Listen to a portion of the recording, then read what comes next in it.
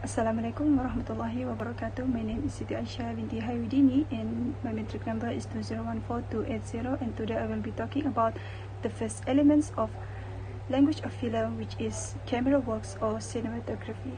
So what is camera works or cinematography? It is actually one of the most really important part in making movies because it acts like a big building blocks that shapes how things looks on screen and makes the story comes alive.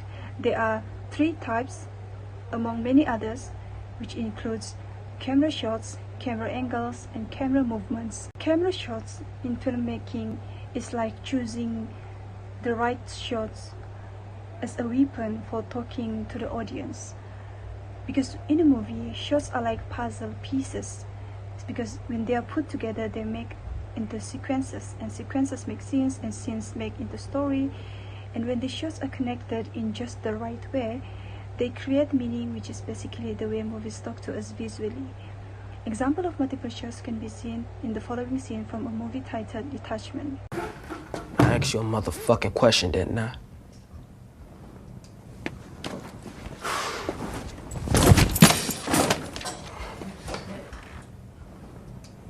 Anything else? So, as it can be seen, there are three different types of shots included in the scene, the previous scene just now. First is the wide shot of the classroom, sets the scene by showing the environment where the characters interact.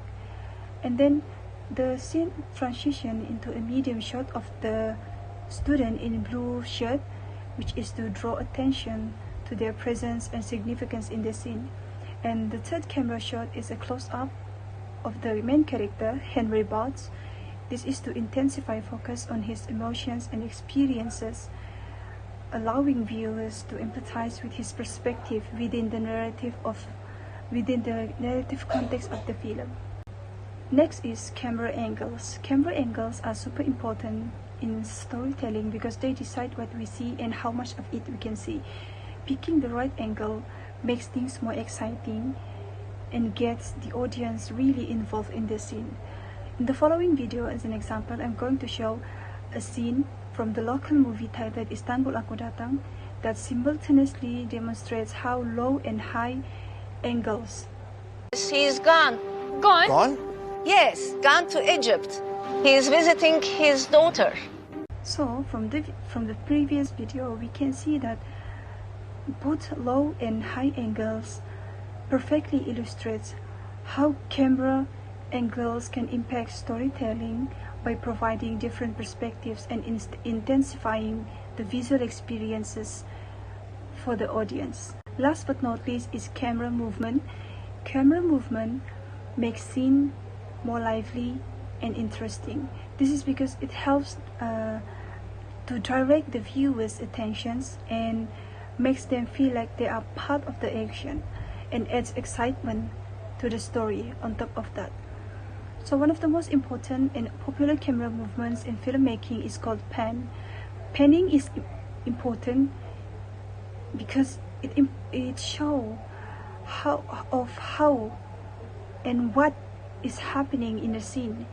It allows the camera to move smoothly from side to side or up and down, and letting viewers see different parts of the action and understand where things are in relation to each other. In the following video from a movie titled The Darjeeling Limited in 2007, the camera movement known as a pan can be seen applied in the scene.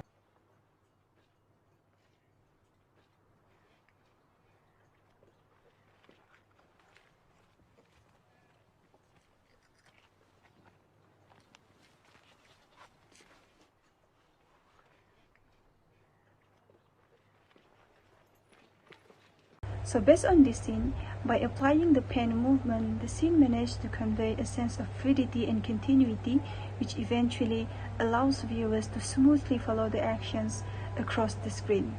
So in conclusion, cinematography is the heartbeat in filmmaking because they are full of creativity and imagination, where every shot, angles, and movement comes together to make a story that sticks with us, to capture the attention of each and every single audience. I think that's all from me. Thank you. Hi, Assalamualaikum warahmatullahi wabarakatuh. My name is Arina Humaira Pedro. My name is number 2013556. So today we're presenting one of the language film, which is editing. So what is editing? Editing is a process of preparing to compile video, film, or magnetic tape through arranging, deleting, and splicing. So before we go further into the elements of editing, let's first see the evolution in editing. So firstly, back then we have analog video editing, which is editing was done through the connecting video tape, machine together, and manually control the tapes. The process is called linear editing, as it's a hands-on process and needs to be done manually. And it's done by stopping one tape, selecting another, and switching between them at the same moment. And the video had to be laid out sequentially, and it's going to be rearranged later. Next we have early digital editing. It's called non-linear editing system, and it emerged in the 90s, 80s until the 90s, and it's allowed video to be digitized and can be edited using computer. So next is file-based editing. This emerged in 2000s, and this video editing has been made easy through file-based editing because the using of file can be more accessible, as the video editing can be made through mobile devices, so it's quite accessible. However, for the filmmakers, they will be using the more sophisticated device rather than mobile device. Yeah. So the next is elements in editing. There are a few elements in editing, just as like continuity editing. Continuity editing was one of the most famous style technique used by the filmmakers back then in editing the films, and also discontinuity editing, and also have transition. So transition is used to make the edits between one shot to another shot more smooth, like transition used like dissolve, fades, and wipes, to make it more smooth, to make doesn't want to make one scene to another scenes like cut between shots. Next, the most advanced in this era which is computer generated imagery, or mainly known as CGI. I will further discuss about CGI in next slides.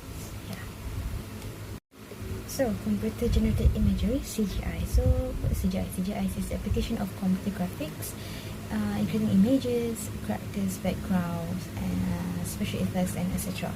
It's one of the most famous technique in the 21st century in helping the filmmaker in manipulating footage and seamlessly transition between shots, and by editing the shots more seamless, that's more smooth.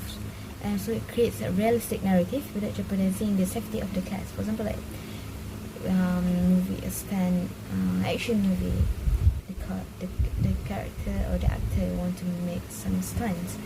It's easier to use CGI rather than doing it, really doing the stunt.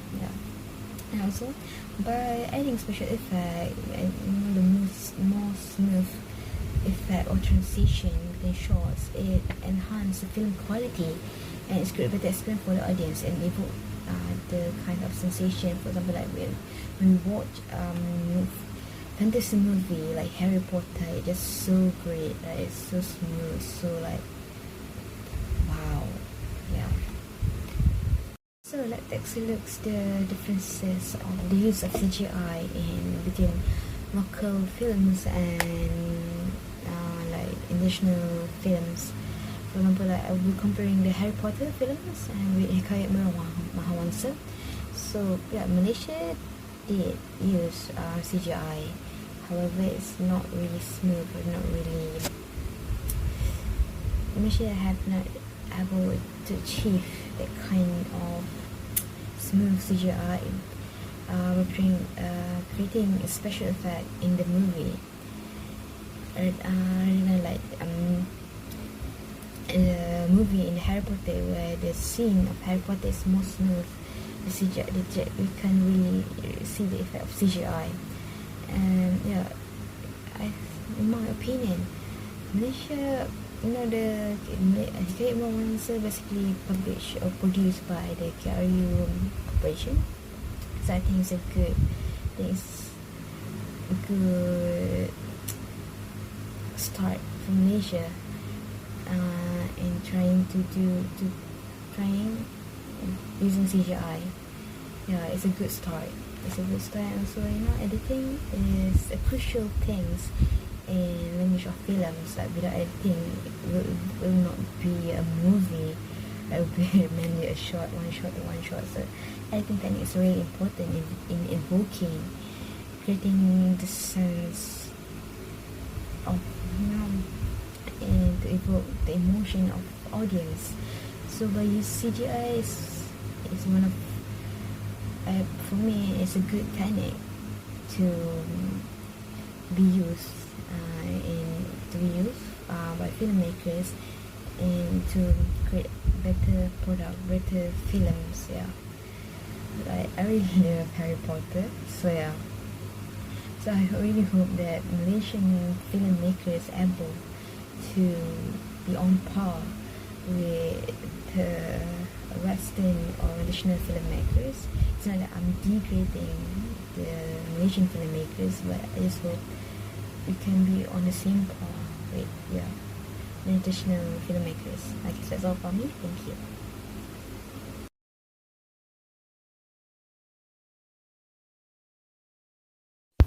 Alright, sound design is the process of creating and using sound to enhance the mood, atmosphere, and the tone of a film.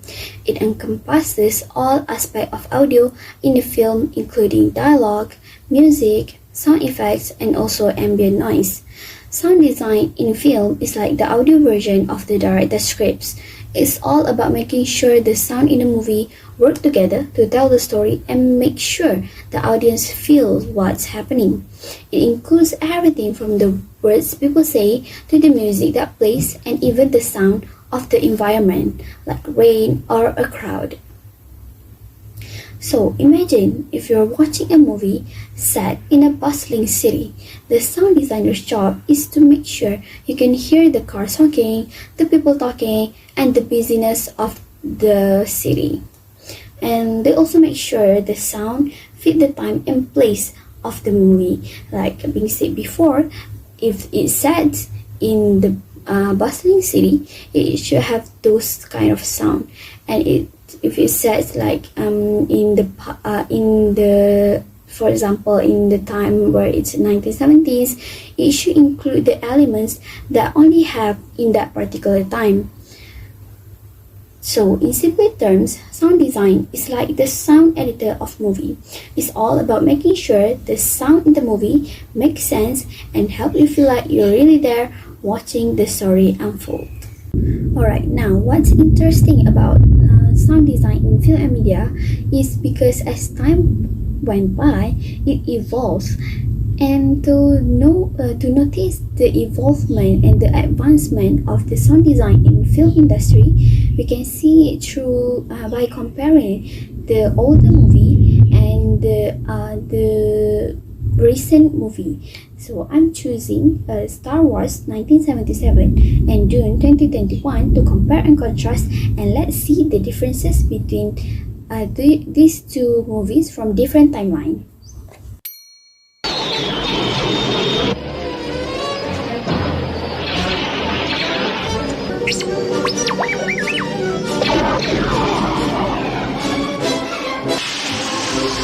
Fighters coming in, point 3.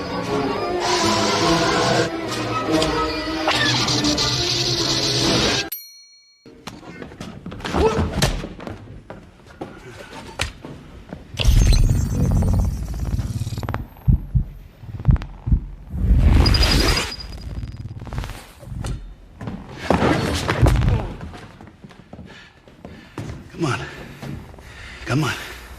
Oh, man.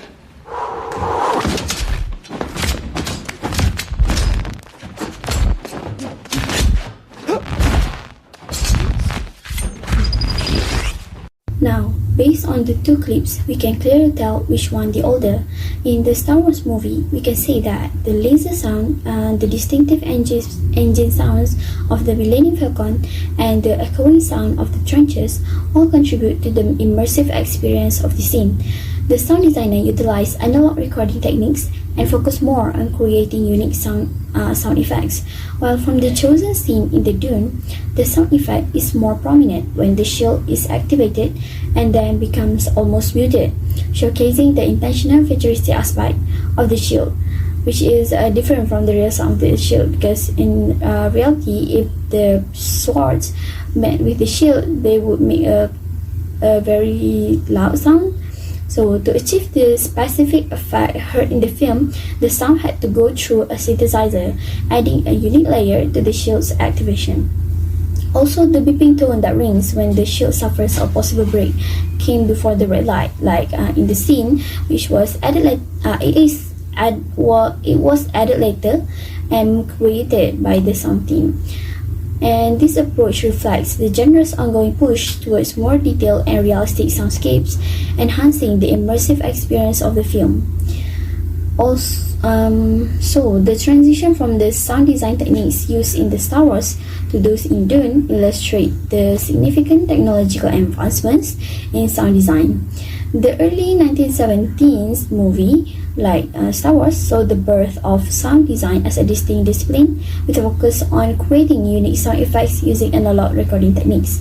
And by the 2020s, using Dune as an example movie, digital sound editing and the creation of bespoke sound allowed for even greater control and flexibility. It enabled the crafting of more complex and also realistic soundscapes. Assalamualaikum everyone, my name is Najiha and I will continue presenting about mise-en-scène. So in our previous classes, Dr. mentioned before that in cinematography, we know that a film director plays a role from A to Z, like before the actual filming, during the filming, and after the filming. So mise-en-scène plays a crucial role in signifying director's narrative mastery. So the word mise-en-scène comes from a French word which means putting in the frame. So it basically the process of deciding what to include in the scene and where it should go on stage. So it's basically everything that we see within the camera's frame, such as the actors and their performances, lighting, the costume setting, color, lens effect, and theoretical blocking, which is about the organization of actors in the setting, and the props that contributes to the scenery on stage for film or television production.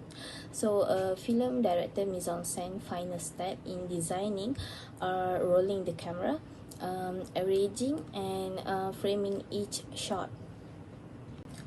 So mise-en-scène storymakers concentrate on storytelling in a single image. For example, you can see during the boat scene before the students' entrance that includes the first shot of Hogwarts and the students, right? So it portrays the relationship between the school and the student. So the Harry Potter school, right, the Hogwarts, it plays the biggest role as a setting plot in the whole film. So the visual composition reflects the mood of the story and delivers a meaning of the mysterious and isolated school ground. So the majority of Harry Potter scenes are captured within the school grounds. So this magical aesthetic is what draws people's attention, may they be adult or the children. So what elements make up the whole mise-en-scène?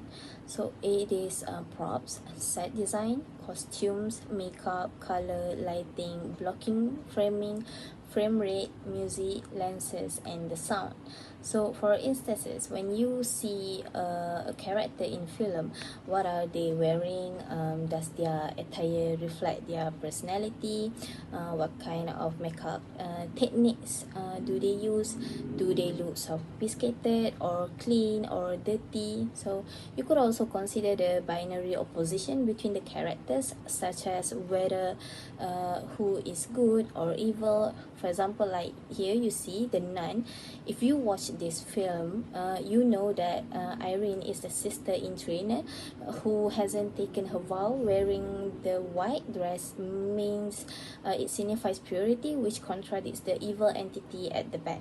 Like, although it wears a nun attire, but the ghost has already corrupted. Okay, so you get the binary opposition, right? Furthermore, set is one of the biggest aspects in mise-en-scène, like how big the size of the set is, what does it convey. So for example, here in Pirate Caribbean, it uses a wide shot where it emphasizes the big landscape, where Jack Sparrow is free from the cannibals, which it conveys his freedom. But if you see in this small shot here, which are from the werewolf boy, you can see that these people are looking at a boy who is confined because he was detained for his violence. So as a viewer, you can feel his suffocation that limits his natural habits as a animal. So it shows the importance of the size of the set and which angles does director consider in conveying the meaning of the shot. There are two fundamental traditions of mise-en-scène, which are naturalistic and theoretical. So naturalistic is where the world in the film is similar to ours, like it's something familiar and realistic, so it's more to non-fictional, while the theoretical is the exaggerated world that is unintended to be normal. So they have exaggerated sets, costumes and props to draw our attention to their uniqueness and strangeness. So this is basically like a fictional world. For example, like we have naturalistic mise-en-scène from Police Evo 1, which is a local film production that shows a gang fight that you could see happening in real life, while this scene from Alice in the Wonderland is considered as theoretical mise-en-scène because it demonstrates the other world, like talking flowers and rabbits. So my question here is that if you notice, our local film production produces less live action film compared to animation film when it comes to fiction genre. So why do Malaysian filmmakers does not venture into directing a theoretical mise-en-scène when there is a higher probability that it might pique local interest and attract more viewers? So let me know all your opinion in the comments. Thank you. Assalamualaikum, my name is Nurul Nashra binti Marifaat. So I'll be presenting about the narrative structure. So narrative structure is the content of the film, the framework that we use to tell the audience about the story. So we have two types of narrative structure, linear and non-linear. Linear is when the story is presented in a chronological order. A plot is necessary. And most films stick to the Freytag pyramid theory, whereby we have exposition, rising, climax, falling, and resolution, just like in Cinderella. And meanwhile, we have the non-linear. Non-linear, it breaks away from the norm film and the chronological order to foreground the plot, because in here the plot is broken into different lines and is put in a different order to draws in the audience. For example, in the Gone Girl, the plot is manipulated in order to deceive the audience. in narrative structure, we can use many different approaches to tell the audience about the story through the angles, the dialogue, the visual narrative, and also voiceover. So we will be analyzing these techniques by using through these two Korean films, The Ex-Human and The Parasite. So firstly, the Ex-Human. This movie is about the shaman that is enlisted by a wealthy Korean American family to identify this family curse, which turns out to be the grave call that is caused by the grandfather's spirit.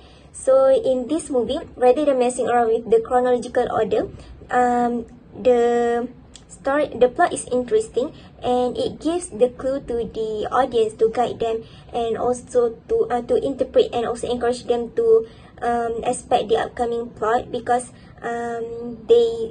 when one of the character is possessed, he murmur about the longevity and latitude of the grave. So this gives the non-linear dialogue, makes the characters discuss the past events or memories, and providing the audience with the context and backstory that may not be presented in chronological order within the narrative. While in comparison with the Malay films, they usually resort to the same plot, which is love, temptation, and also revenge. So somehow the viewers can predict what will happen in the story. Meanwhile, in Parasite film, it makes use of the visual narrative a lot, whereby the film starts demonstrating the struggle of this family, and also the kids' attempt in getting the free access to the cell phone signals. So this image symbolizes their social status and indirectly creates the concept of parasitism from their attempt to gain free access to cell phone signals. And also besides, in one scene, interestingly, it shows a scene where an insect is on their dining table, which has likened to themselves, and the way the characters have developed self-disgust that is directed to the insect. And so the visual narrative in film refers to the storytelling that is reached through the visual elements. However, in most Malay films, they heavily focus on the plot rather than the visual narratives. So by applying the visual narrative in the film, the visuals can be rich in symbolism and metaphor by adding layers of meaning to the narrative. So in conclusion, the Malay film should adopt and try many different types of narrative structures in the film, since it will not only draws in the audience but also will communicate with the audience, since they will use their own critical thinking and reflect on their real life experience to connect the dots.